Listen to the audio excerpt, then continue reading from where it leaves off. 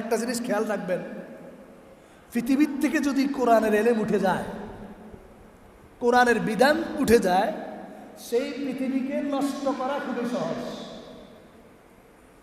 মনে করেন আমাদের বাংলাদেশ, আল্লাহ হেফাজত করুন, আমি কোরআন বিরোধী কোনো আইন যদি বাংলাদেশে বাস্তবায়ন হয়, কোরআনকে বন্ধ করে দেওয়া হয়, কোরআনের বিধান চলবে না, একে একে এই বাংলাদেশ একসময় ধ্বংস হয়ে যাবে। মানুষ বুঝবে না কোনটা হালাল কোনটা হারাম, মানুষ বুঝবে না কোনটা হক কোনটা না হক। কোরআন এসে মানুষকে সভ্য জাতি বানিয়েছে। কোরআন ছাড়া পৃথিবী ছিল অসভ্য, কোরআন ছাড়া পৃথিবী ছিল নোংরা, কোরআন ছাড়া পৃথিবী ছিল আনসিভিলাইজড, কোরআন ছাড়া পৃথিবী ছিল মানুষ মানুষকে জুলুম করতো, নির্যাতন করতো, মানুষ জানতো না কোনটা ন্যায় কোনটা অন্যায়।